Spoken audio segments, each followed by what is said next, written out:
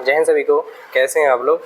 तो आज हम लोग देखने वाले हैं मूल कर्तव्य फंडामेंटल ड्यूटीज़। इनको ट्रिक से हम लोग पूरा याद कराऊंगा मैं आपको। लास्ट तक वीडियो में रहेगा, आपको पूरा 11 के 11 मूल कर्तव्य है वो मैं आपको याद करा दूंगा। सबसे पहले हम लोग कुछ चीज़ देख लेते हैं कि मूल संविधान में ये नहीं थे, मूल संविधान में मूल कर्तव्य नहीं थे। इनमें क्या होता, 42वां कॉन्स्टिट्यूशन अमेंडमेंट एक्ट मतलब 42वां संविधान संशोधन अधिनियम आया था 1976 में। इसके द्वारा भाग 4A में अनुच्छेद 51A में इसको जोड़ा गया था। ये क्या है, नागरिकों के नैतिक दायित्व हैं। इनको क्या कहते हैं, नागरिकों के नैतिक दायित्व कहते हैं। इसे कहाँ से लिया गया है, भूतपूर्व सोवियत संघ यानी USSR जो वर्तमान में क्या है, रूस। वर्तमान में इसका नाम क्या है, रूस से, तो रूस से इनको लिया गया है। उसके बाद देखते हैं क्या है, ये नेक्स्ट पॉइंट क्या है, सरदार स्वर्ण सिंह समिति की सिफारिश पर 10 जोड़े गए थे। मतलब पहले 10 जोड़े गए थे, लास्ट वाला एक है उसको बाद में जोड़ा गया था। ठीक है, एक और पॉइंट पूछा जाता है, सीधा क्वेश्चन यही आता है कि उस समय जब मूल कर्तव्य जुड़े गए थे उस समय PM कौन थी, तो उस समय PM थी हमारी इंदिरा गांधी जी। तो ये मतलब थोड़ी पॉइंट हो गए। और एक और पॉइंट इसमें ये है कि ये जैसे एक और सबसे ज़्यादा पॉइंट ये आता है कि बर्मा समिति। तो बर्मा समिति के संबंध किससे है, मूल कर्तव्यों से बर्मा समिति के संबंध है।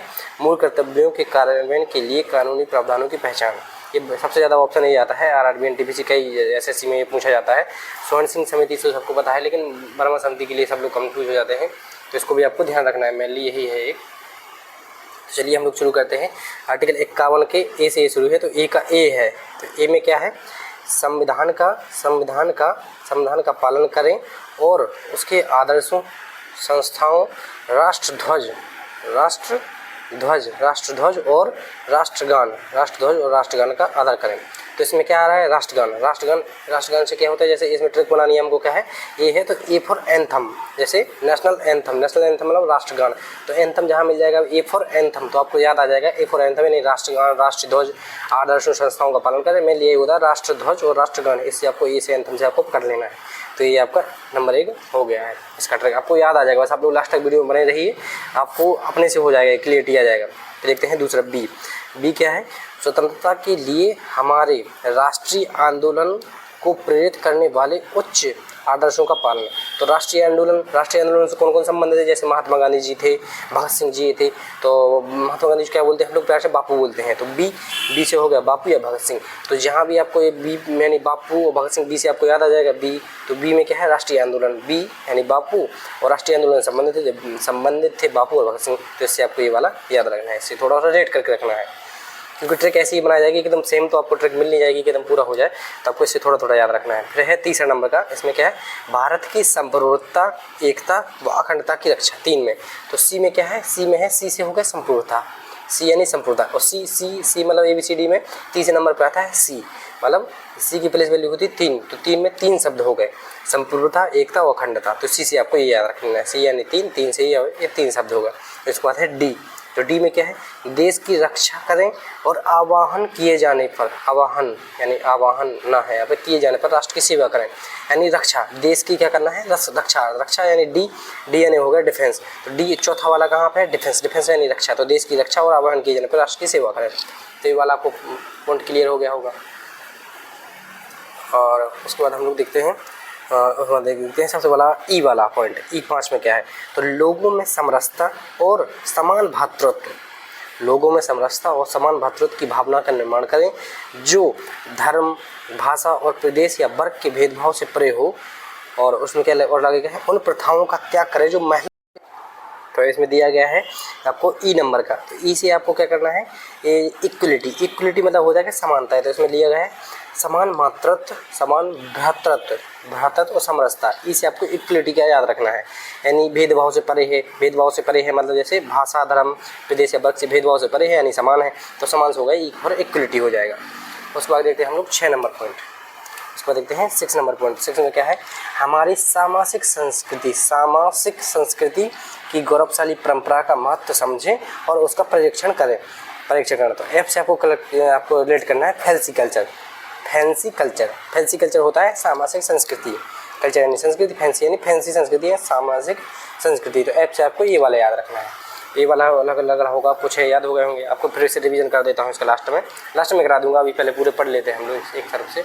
और उसके बाद देखना है हमको कौन सा, उसके बाद देखते हैं हम लोग 7 नंबर वाला। तो 7 नंबर पॉइंट में क्या है, 7 में है प्राकृतिक पर्यावरण, वन, झील, नदी, वन प्राणियों की रक्षा करें और उसका संवर्धन करें तथा प्राणी मात्र के भी दया भाव रखें। तो इसमें आपका करना है पर्यावरण से संबंधित है, पर्यावरण हो गई, हरी भरी बातें होनी, मतलब वन झील वन हरे होते हैं। तो जी से आपको याद रखना है, जी फॉर ग्रीनरी, ग्रीन यानी हरा भरा। तो प्रकृति पर्यावरण पर ये वाला तो सबसे इजी है, जी फॉर ग्रीनरी, ग्रीनरी में आती है पर्यावरण, वन झील नदी, इन्हीं चीज़ों की बात आती है। तो ये वाला हो गया। तो देखते हैं 8 नंबर। 8 नंबर में क्या है, वैज्ञानिक दृष्टिकोण, मानववाद व ज्ञान अर्जन तथा सुधार की भावना का विकास ये क्या है का विकास। तो एच से आपको रिलेट करना है ह्यूमनिटी, ह्यूमनिटी होता है मानवतावाद, मानवता। तो मानवतावाद व ज्ञान अर्जन ये कहाँ मिलेगा, वैज्ञानिक दृष्टिकोण रहेगी, सुधार की भावना रहेगी। तो इससे आपको ये वाला रिलेट कर लेना है। उसके बाद देखते हैं आपको आई यानी 9 नंबर वाला। तो आई में क्या है, इसमें है सार्वजनिक संपत्ति को सुरक्षित रखें व हिंसा से दूर रहें। आई से होता है इनकम, आई से आपको रेट करना है इनकम। तो इनकम हो गया सार्वजनिक संपत्ति, संपत्ति यानी आपकी इनकम। तो संपत्ति इनकम से आपको रिलेट करना है सार्वजनिक संपत्ति को सुरक्षित रखें व हिंसा से दूर रहें, ये हो गया। उसके बाद फिर देखते हैं हम लोग 10 नंबर का पॉइंट। 10 नंबर में है जी, जिसे हो गए व्यक्तिगत और सामूहिक गतिविधियों के सभी क्षेत्रों में उत्कर्ष की ओर बढ़ने का प्रयास करें। तो सामूहिक गतिविधियाँ हो गई, सामूहिक गतिविधियाँ हो गई। जैसे आपको रिलेट करना है ज्वाइंट, यानी ज्वाइंट होती है ना, ज्वाइंट कमीशन है, जो मतलब बैठक होती है, मतलब। तो इसमें आपको रिलेट करना है सामूहिक गतिविधियाँ, यानी ज्वाइंट से आपको रिलेट कर लेना है सामूहिक गतिविधियाँ। मेन अक्षर यही है, मेन शब्द यही है। तो ये वाला हो गया। उसके बाद फिर क्या हुआ था, ये 10 वाले हो गए थे जो आपकी स्वर्ण समिति के द्वारा जोड़े गए थे। और लास्ट वाला है ये 11 नंबर का पॉइंट है, इसको 86वें संविधान संशोधन के दौरान 2002 में जोड़ा गया था। इसमें क्या है, 6 से 14 वर्ष तक की उम्र के बीच के बच्चों को शिक्षा के अवसर उपलब्ध कराना है। तो इसमें के होगा, के फॉर आपको रिलेट करना है किड्स एजुकेशन, यानी किड्स एजुकेशन मतलब बच्चों की शिक्षा, ये वाला पॉइंट आपको इतना बस है, किड्स एजुकेशन। तो मैंने आपको ये 11 के 11 पॉइंट से करा दिए हैं। अब बिल्कुल इजी है, आप लोग थोड़ा बस रिलेट कर लीजिए। ए से होगा एंथम मिलेगा, जहाँ पर राष्ट्रगान होगा, राष्ट्रीय ध्वज होगा, वे हो गए। बी से हो गए बापू भगत सिंह जो राष्ट्रीय आंदोलन से प्रेरित हैं, मेन पॉइंट ये वाला हो गया।